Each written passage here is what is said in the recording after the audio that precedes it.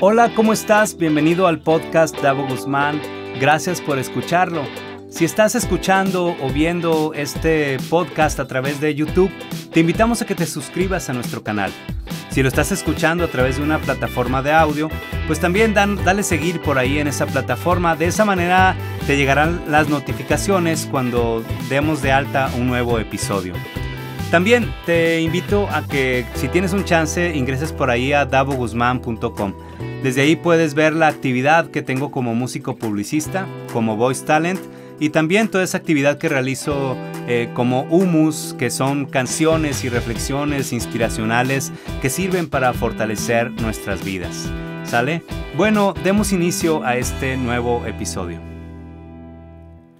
Fue un compositor prolífero en sus tiempos. Se conocen alrededor de 1128 obras. También lo fue como padre. Tuvo 20 hijos, aunque solo le sobrevivieron 9. No solo era prolífero, se le consideraba muy bueno en ambos campos. Es decir, la gente hablaba de lo excelente músico que era y también de que era un excelente padre.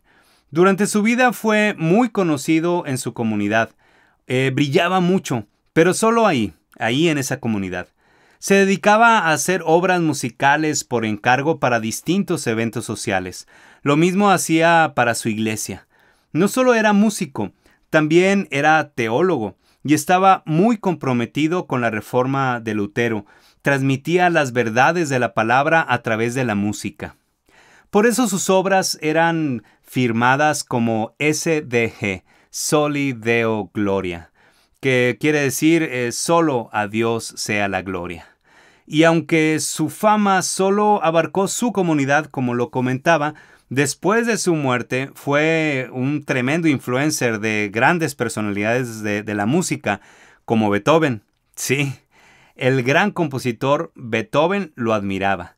También lo fue de Mozart y a 300 años de su muerte lo ha sido de miles de excelentes músicos.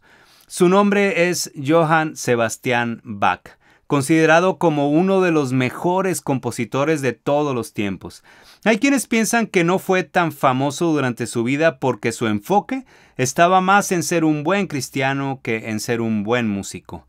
Bach entendía muy bien que no hay vida secular y vida cristiana. Es una sola vida.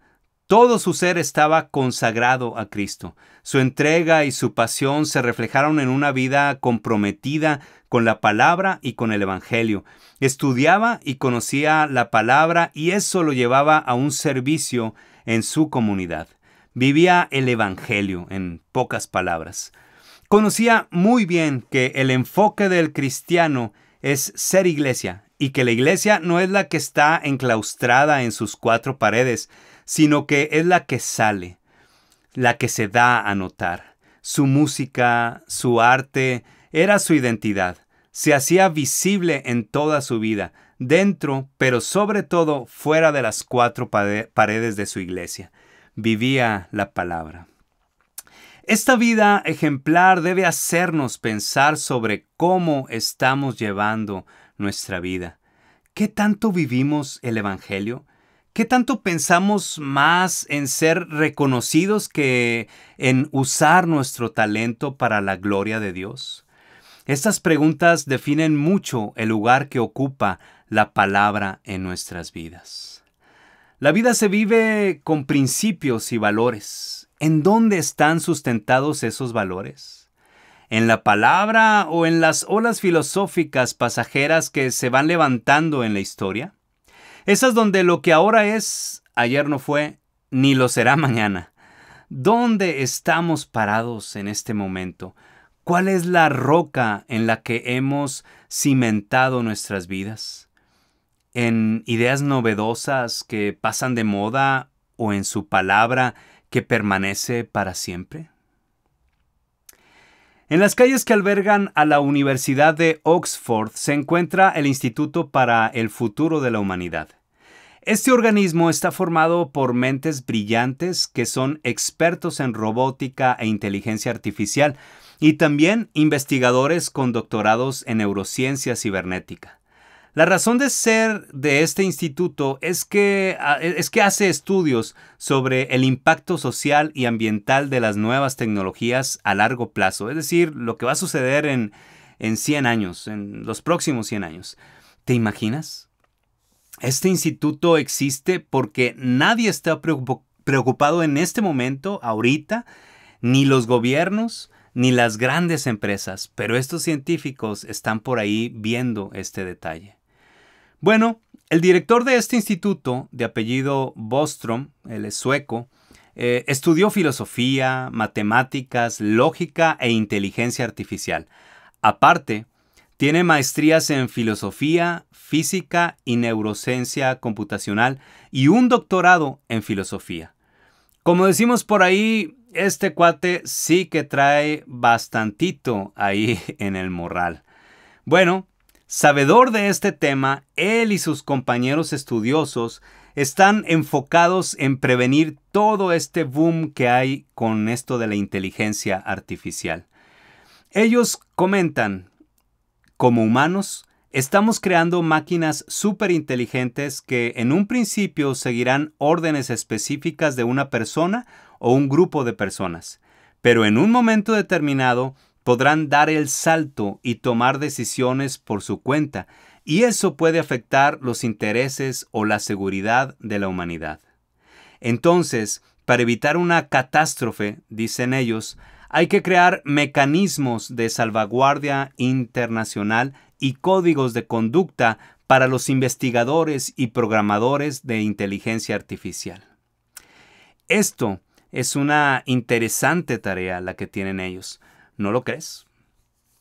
Pienso que no debe haber ser humano cuerdo que anhele que seamos dominados por una supercomputadora sin juicio. No creo que haya alguien que quiera eso. En fin, la cosmovisión de estos estudiosos les llevó a esta ardua tarea. La cosmovisión es el filtro del pensamiento de una persona, es la manera en la que ve la vida y crea soluciones o las evita. Cada uno de nosotros tenemos una cosmovisión de las cosas. Toda la vida hemos tomado de aquí y de allá información que nos permite ver el mundo de una o de otra manera. Y en el ser humano, una de las cosas que genera gran parte de su cosmovisión es aquello en lo que cree. Y si tú y yo nos decimos cristianos y lo somos en verdad, necesariamente llevamos la información del panorama divino por ahí en nuestras mentes y también del Evangelio de Cristo. Y eso es lo que nos hace tomar decisiones y avanzar en la vida. Pero, ¿qué tanto estamos verdaderamente viviendo el Evangelio y guardando la palabra en nuestro pensamiento como para verdaderamente tener una cosmovisión cristocéntrica? Esta reflexión sale a la luz debido al texto base que estaremos observando hoy, que es Apocalipsis 2, del 12 al 17. En este texto vemos el mensaje de Cristo a la iglesia de Pérgamo. Pérgamo era una ciudad menos importante comercialmente que Esmirna, la que vimos la semana pasada, pero más importante en términos religiosos, ya que era considerada el centro religioso de ese tiempo. Vale la pena notar cómo cada iglesia era tentada conforme a su contexto. En el caso de Esmirna, era la riqueza versus la pobreza material. Y el énfasis que entonces Cristo les da, de que recuerden que en Él tienen riqueza espiritual que es mucho mejor que la material. Si requieres saber más de este tema y no escuchaste el episodio pasado, te invito a que lo escuches. Y el día de hoy, en Pérgamo, el conflicto, ya vimos que en Esmirna era ese de versus riqueza contra pobreza, pero el del día de hoy, en Pérgamo, el conflicto o la tentación viene por la disolución que estaban viviendo al ser bombardeados de tanta información religiosa que iba en contra del Evangelio de Cristo. Pero veamos algunas palabras, ideas que saltan a la vista en este texto. Versículo 12. Textualmente dice, el que tiene la espada de dos filos, dice. Esta frase identificaba a Cristo como el remitente de ese mensaje, por lo cual los receptores debían prestar especial atención al mensaje. A nosotros nos lleva a pensar en aquel pasaje de Hebreos 4:12 que dice, porque la palabra de Dios es viva y eficaz y más cortante que cualquier espada de dos filos. Penetra hasta la división del alma y del espíritu, de las coyunturas y los tuétanos, y es poderosa para discernir los pensamientos y las intenciones del corazón. Ya verás cómo esta referencia bíblica cobrará un sentido especial con este mensaje de acuerdo al contexto. Veamos lo que dice el versículo 13 al 15. Ahí vemos las influencias que estaban teniendo en esta iglesia. Número 1. Menciona que en esa ciudad estaba el trono de Satanás. Y bueno, no es que propiamente ahí estuviera Satanás sentado en su trono.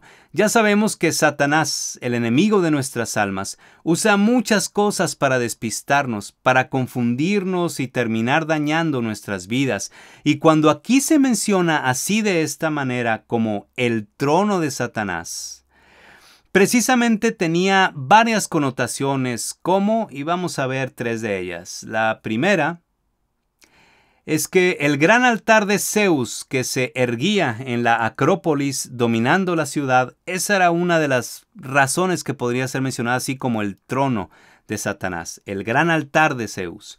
Otra era lo relacionado con la adoración a Esculapio, el dios de la medicina, muy prominente también en Pérgamo y que era representado por una serpiente, algo que los cristianos asociarían con Satanás.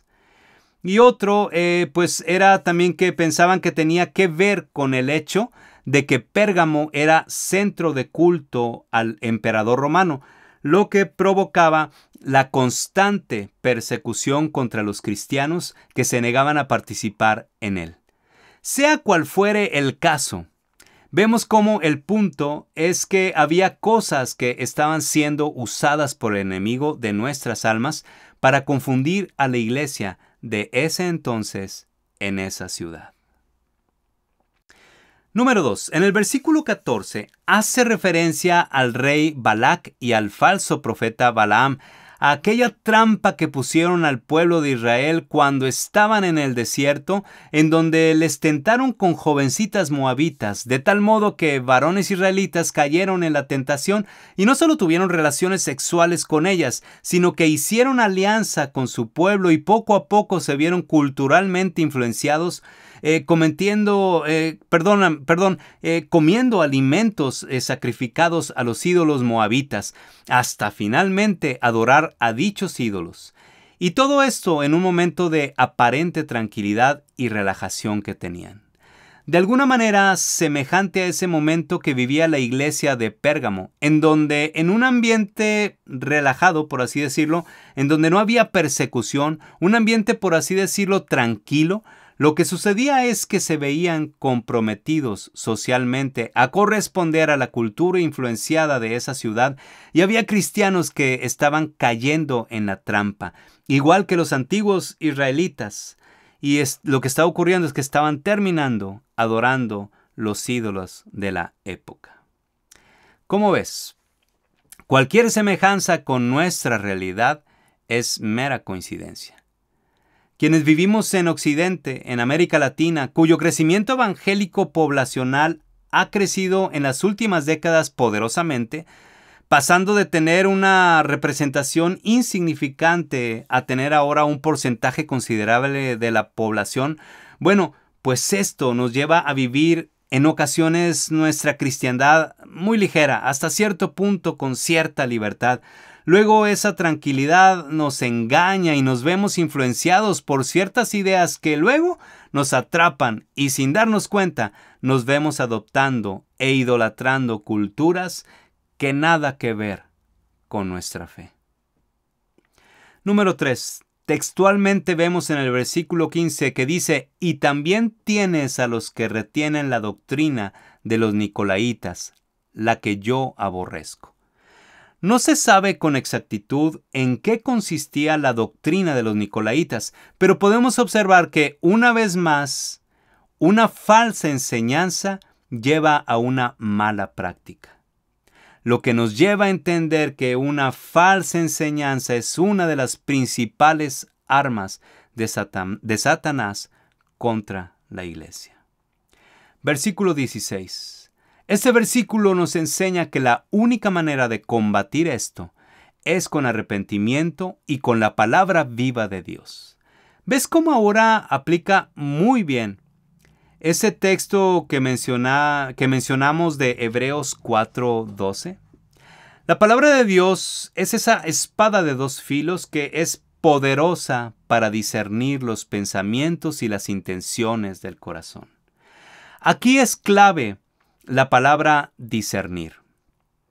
Por un lado, nos lleva a la idea de distinguir algo. La palabra de Dios nos permite distinguir por el Espíritu de Dios aquel error en el que hemos caído, y eso nos lleva al arrepentimiento. Y por otro lado, la idea de conceder u otorgar a alguien un honor especial. Y aquí es donde podemos decir que lo que sucede es que al arrepentirnos, cedemos el lugar a Cristo para que Él nos guíe. La iglesia de Pérgamo y la iglesia de hoy en día, sin importar el lugar donde se ubique, tiene a su alcance la manera de poder evitar el ser confundido y arrastrado por doctrinas que nos alejan de nuestra fe. Solo es cuestión de ir a la palabra para discernir, distinguir, arrepentirnos y ceder el lugar a Cristo. Solo es cuestión de leerla, meditarla, aprenderla y vivirla. Y precisamente con esto concluimos. El versículo 17 nos muestra claramente que lo que debemos hacer es comer de ese maná que alimenta el alma. El arrepentimiento y el apego a la palabra nos transformará y nos hará estar firmes en nuestra fe. Así que recordemos ese ejemplo que vimos al principio de este episodio.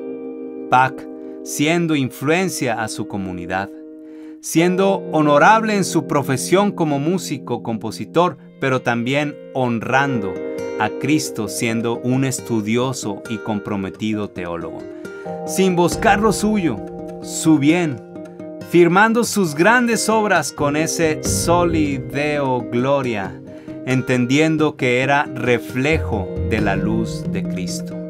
Evitemos llevar dos vidas, la secular y la cristiana. Recordemos que es una sola, que fuimos elegidos por la gracia irresistible de nuestro Cristo y que desde ese llamado estamos a tiempo completo. Sí, estamos a tiempo completo. ¿Y quién paga? Es lo de menos. Sigamos siendo fieles a nuestro Cristo, sigamos siendo fieles a la palabra, atesorémosla ahí en nuestro corazón y vivamos cada una de sus enseñanzas. Que así sea, nos va a ir.